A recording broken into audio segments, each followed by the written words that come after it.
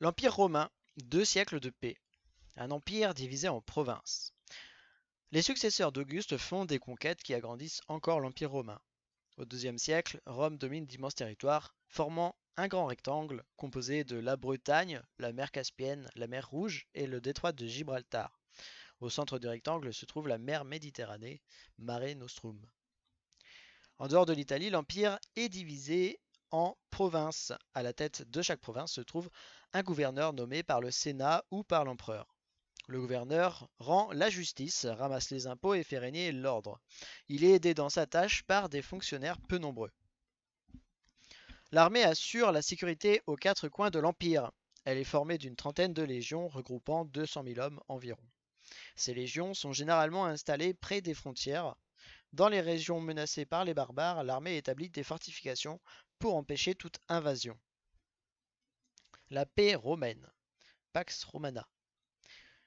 Pendant pratiquement 2 siècles, les habitants de l'Empire romain vont connaître la paix. Les querelles qui opposaient les peuples prennent fin, les révoltes contre la présence romaine sont rares. La paix est favorable à toutes les activités humaines, agriculture, artisanat, commerce, travaux d'aménagement, etc.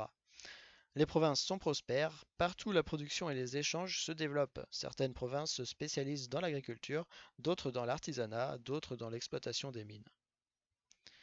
Chaque province fait du commerce avec les autres et envoie des marchandises à Rome.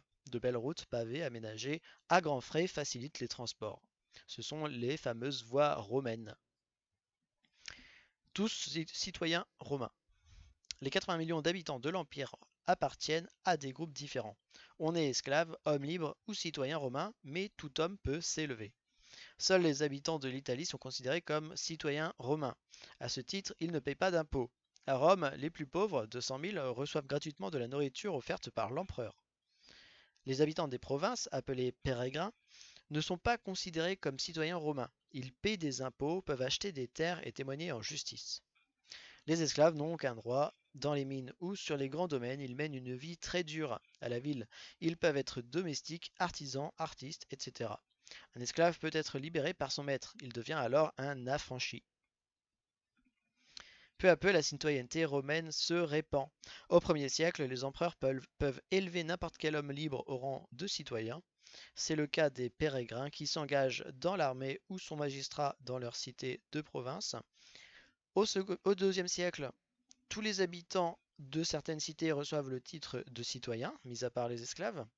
Certains empereurs sont même d'origine provinciale. Adrien est espagnol, Antonin gaulois. En 212, au début du IIIe siècle, l'empereur Caracalla décide que tous les hommes libres de l'Empire seront désormais citoyens romains. Des croyances religieuses variées. Les Romains sont polythéistes, leurs dieux sont semblables à ceux des Grecs. Pour les honorer, ils font des prières, des offrandes ou des sacrifices, soit dans les temples, soit à la maison. Certains prêtres, les augures, prétendent connaître la volonté des dieux en observant le vol des oiseaux. D'autres les aruspicent en examinant les entrailles d'animaux sacrifiés. L'empereur est adoré partout. De son vivant, on adresse des prières à son génie pour obtenir sa protection. Après sa mort, on le considère comme un dieu.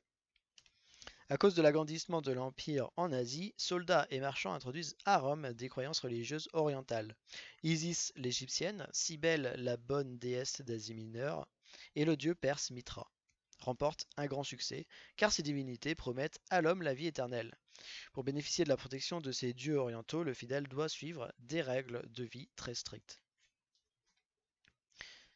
Pour le vocabulaire, la province romaine, c'est une région administrée par les Romains en dehors de l'Italie. La frontière, c'est la limite d'un État. En latin, on dit le limes, le singulier, et limites en pluriel. Et l'invasion, c'est l'envahissement, c'est l'entrée d'ennemis qui envahissent un territoire.